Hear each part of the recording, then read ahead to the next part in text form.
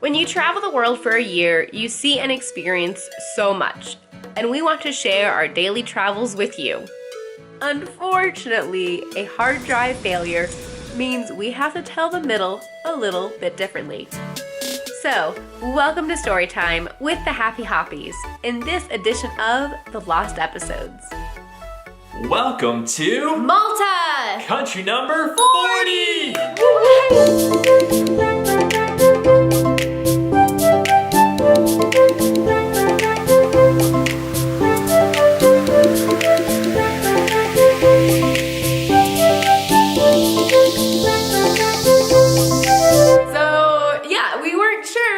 Going to go to Malta. In fact, it wasn't on our list of countries when we first started our trip. But again, the reason that we went to Malta, because when we had been back in Israel, the most affordable way to get to Tunisia was to Belgium, Malta, and then Tunisia. So we just did our last video of Brussels, if you missed that. We just kind of got some work done, and yeah, it was good to see our friend Rachel again. So when we arrived into Malta, it was 11 p.m. at night, so really late.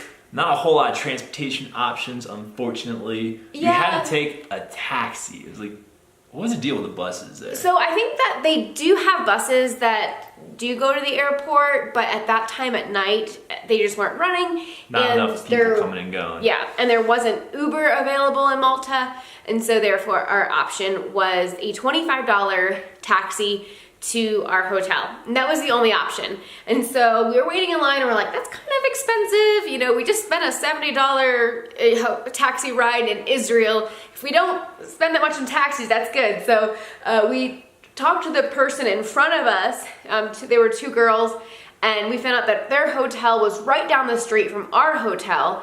And so we decided to share the taxi. So that worked out really well. Yeah. Just talk to other people and make friends. Save a few bucks on a taxi ride. Exactly. And it was a really nice hotel. It was only like $25 a night. And obviously it was completely dark when we got there. So the next morning when we woke up, it was a beautiful view off of the roof. Yeah, it was like right there on the edge, so you had views of the Mediterranean Sea right there. There was a bunch of people up on that rooftop taking photos and selfies and fun stuff before starting the day.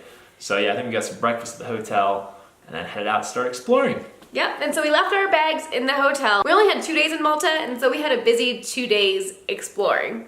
And so the first day we went to Valletta, which was not too far from our hotel. We took a bus to get down there. And it was really, really pretty. It was very touristy. That's like the most popular part of Malta probably. So like cool streets you can walk down and lots of little shops and places you can stop in if you want.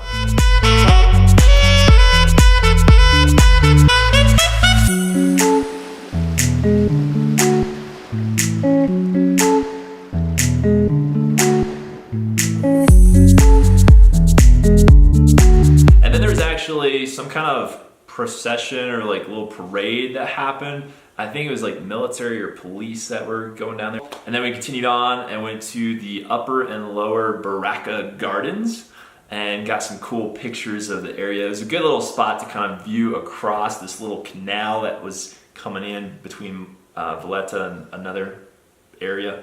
But anyway, it was just really cool. Lots of boats in the harbor there, some yachts, there were some cruise ships, and just a lot of old, like, cool Mediterranean buildings. So I had a lot of fun just snapping photos up there.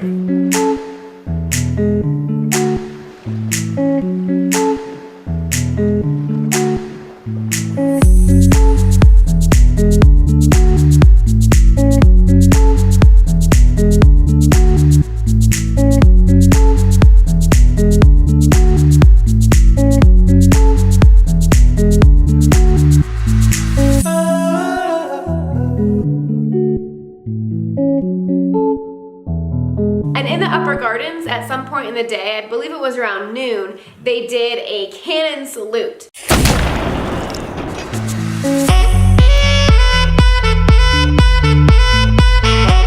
And also it was around Christmas time we were there, and so there were some Christmas decorations. There was a nice nativity set.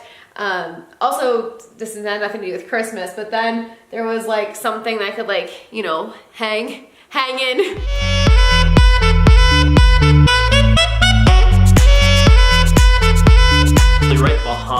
they shot the cannon off, we walked back out. There's this cool little roundabout area, and the Malta Stock Exchange was right there, right above where they fire the cannon. Anyway, we hopped on a bus and headed down to the next part of the island we were gonna go see, called Marsaxalokk. And that was like a place that's known for its colorful boats, like really, really cool, just very colorful boats all over in the harbor. So we spent a pretty good little while there with me just kind of walking all around the edges of the harbor, finding different views, getting all these pictures of the boats. It was a lot of fun. It was really cool. And just, again, being by the water, just super relaxing. It was awesome. It was really, really pretty. And then, so while he was taking some pictures, like right there were some like vendors set up. And so I did like some window shopping as he was taking pictures, because it did take him forever to take pictures. But now that all my video is gone, I'm very thankful that we have many of his pictures to show. You gotta put your past behind you. Look, kid. Bad things happen, and you can't do anything about it, right? Wrong! Then maybe you need a new lesson. Repeat after me. Hakuna Matata. What? Hakuna Matata. It means no worries.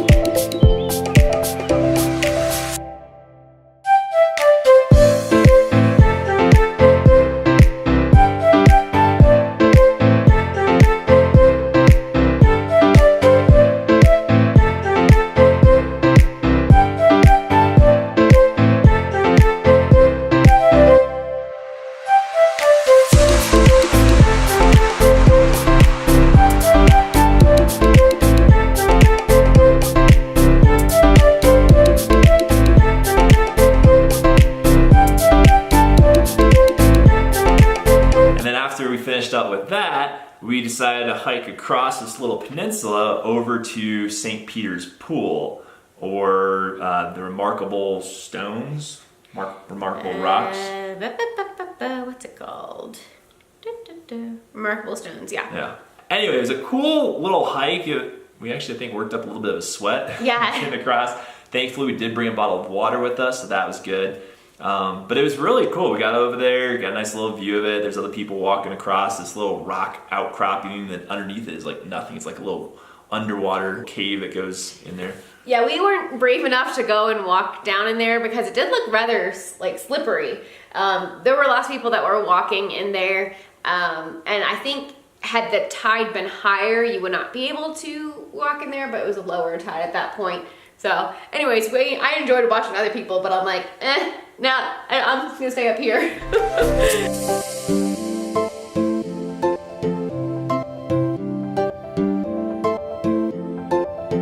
Fun little hike.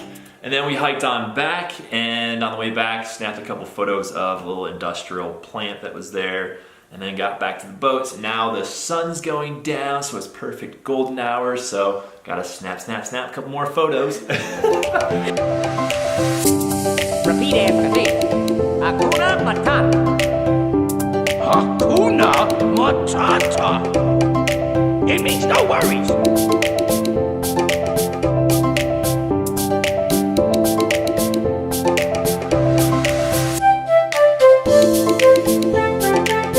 then after that, we got a bus back to our hotel to get our bags before we headed farther north to the next hotel that we had booked that evening. And that one was really gorgeous. It was the Pergola Hotel and Spa. And that was only $25 a night. And yeah, it was really, really nice. So when the bus dropped us off, we could see our hotel over here, but over this way, there were lots of Christmas lights. And so we got our picture by the Christmas tree. And then we continued on up to the stairs to get to a church. But up the stairs, it was really cool. Someone had painted a cat on stairs, but they painted the cat on different stairs. Very creative. And got some more pictures of the church with the Christmas lights, and then headed to our hotel. The hotel was pretty interesting too. Remember, it was like a maze. Like it was. It was on a hill. So like we came in like the bottom, but you had to go up like halfway or something to get to where you check in. Yeah. And then once you checked in, then they give you like a map, and you have to like wind yourself wind all the way around this building. It was like really weird just the way it was laid out. It didn't really make a whole lot of sense. But you had like take an elevator to one level, go across to like the other side, and then take another elevator down or up the other side, and they weren't connected, so you couldn't just take one either tower. Yeah. Anyway, it was interesting. It was a fun little adventure finding our way around. It was, yeah. So then the next day, we explored the rest of Malta. So we'll see you in that video. See ya!